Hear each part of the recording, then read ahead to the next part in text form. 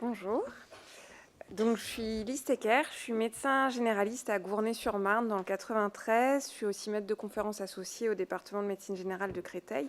Et donc je suis coordinatrice scientifique pour l'étude Transpose que je vais vous présenter maintenant. Donc Transpose, c'est une étude de cohorte qui s'intéresse aux facteurs associés à l'évolution de la qualité de vie chez les personnes trans en France. Donc mon seul lien d'intérêt est que je suis coordinatrice scientifique de l'étude que je vous présente maintenant. Cette étude, c'est un projet qui a été lauréat de l'appel à projet Respire en 2022. Donc pour celles et ceux qui ne connaîtraient pas, c'est un appel à projet de recherche en soins primaires qui est porté et financé par le GIRC Île-de-France. Et donc l'étude Transpose a une enveloppe de 298 136 € suite à cet appel à projet. Et notre promoteur est CNGE Conseil, qu'on remercie d'ailleurs au passage. Ce projet, donc, on travaille dessus depuis plusieurs années et c'est important de savoir qu'on l'a co-construit avec des personnes issues du milieu associatif et des professionnels de santé qui accompagnent des personnes trans. On a parlé plusieurs fois jusqu'à présent du réseau Santé Trans. En fait, on a fait des appels à participation auprès de professionnels et d'acteurs du milieu associatif de ce réseau. Donc l'équipe de l'étude, déjà le comité de pilotage est composé de médecins généralistes, universitaires ou anciennement universitaires, dont certains sont dans la salle, donc j'en profite pour les saluer. Aussi une médecin de santé publique qui est rattachée à l'hôpital Henri Mondor à Créteil. On a un chef de projet et une attachée de recherche clinique au sein de CNGE Conseil qui nous accompagne. Et dans le cadre de l'étude, le CNGE Conseil a d'ailleurs embauché une personne médiatrice en santé qui est chargée de la coordination et qui est chargée de faire passer les questionnaires des personnes qui participent à l'étude. C'était important pour nous que cette personne embauchée soit une personne directement concernée par les transidentités pour que l'étude puisse se dérouler dans un environnement sécurisant. On est également accompagné de plusieurs étudiants thésards. On a un réseau d'investigateurs et d'investigatrices de 35 personnes qui sont partout en France, y compris dans certains territoires outre-mer. Ce sont des médecins, des professionnels de santé, des associations. Et on a également un partenariat avec l'association Clarté, qui est une association toulousaine. Donc voilà, c'est en lien avec le congrès aujourd'hui. Donc une association toulousaine qui accompagne des personnes trans. Et donc l'étude Transpose finance le poste d'un salarié à temps partiel au sein de cette association pour réaliser la passation de questionnaires auprès de personnes qui fréquentent cette association.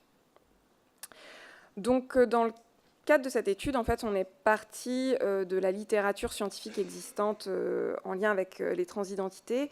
Et donc, on a constaté qu'il y avait beaucoup de données sur les vulnérabilités biomédicales de cette population, notamment beaucoup de données rattachées à la santé mentale et la santé sexuelle des personnes.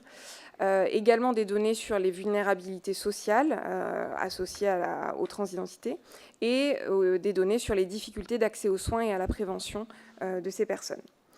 On avait assez peu de données sur la qualité de vie à l'échelle internationale et les données sur la qualité de vie, c'était toujours avant-après intervention, avant-après hormonothérapie, avant-après chirurgie.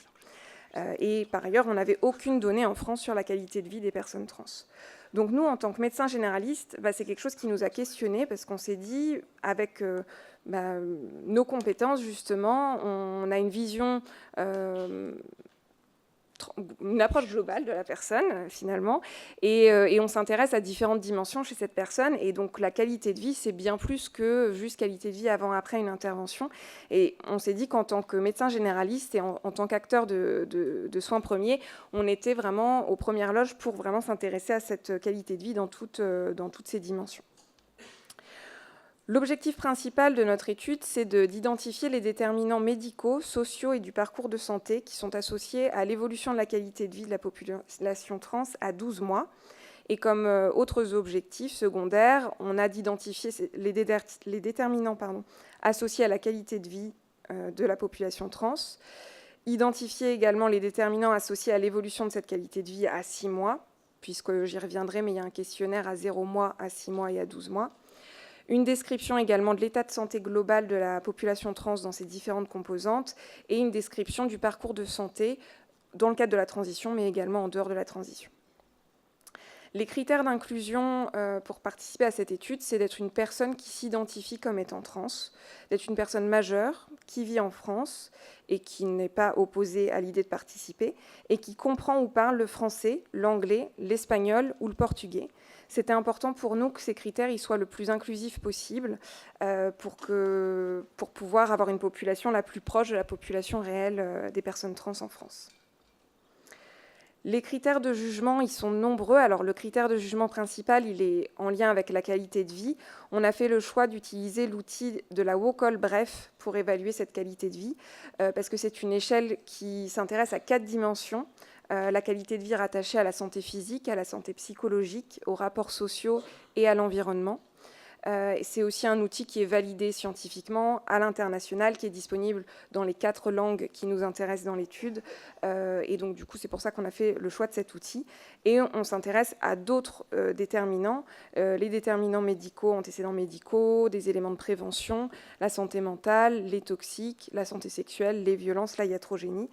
Un certain nombre de déterminants sociaux, l'insertion socio-professionnelle des personnes, leur couverture sociale, leur entourage, leur état de précarité éventuel, et des déterminants du parcours de santé en lien avec la transition ou non, leur entourage, leur accompagnement sur le plan de la santé par des professionnels de santé, par un médecin traitant ou non, et les motifs de recours aux soins.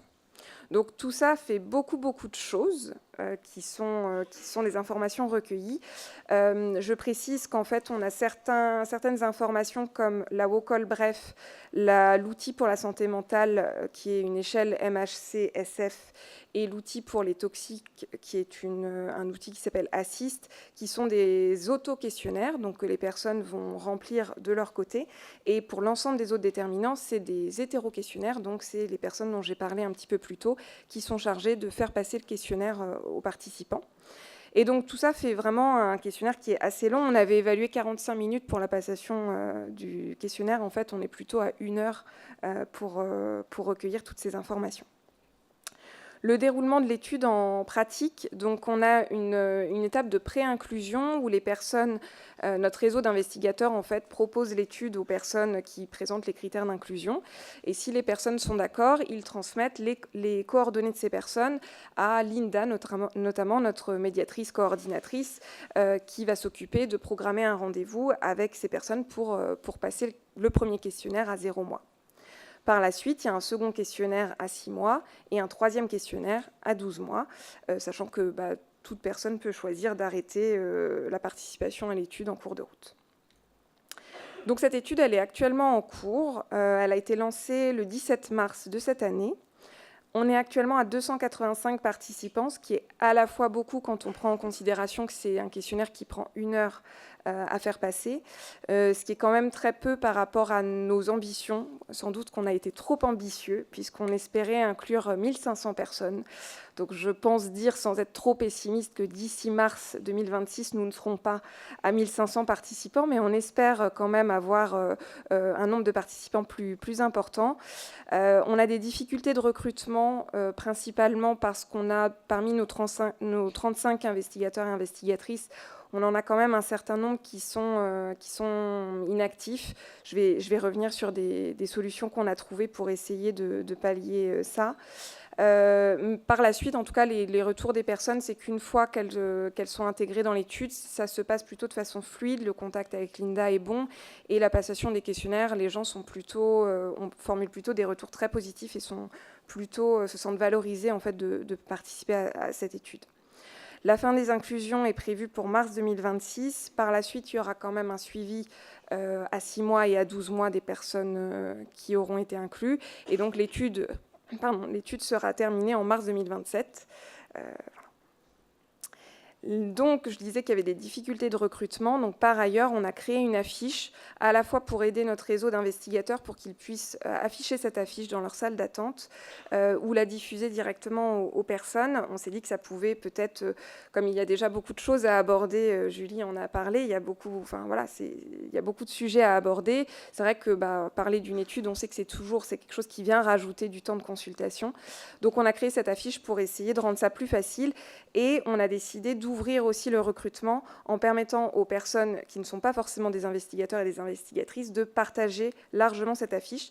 Cette affiche, j'en ai quelques-unes avec moi aujourd'hui au format affiche à afficher en salle d'attente, mais également au format prospectus que vous pouvez distribuer. Et par ailleurs, j'ai fait un petit QR code si vous souhaitez m'envoyer un mail pour me demander l'affiche au format numérique. N'hésitez pas à m'écrire avec ce QR code. Et les affiches sont disponibles sur le Drive. Merci beaucoup Anaïs. Voilà, je vous remercie.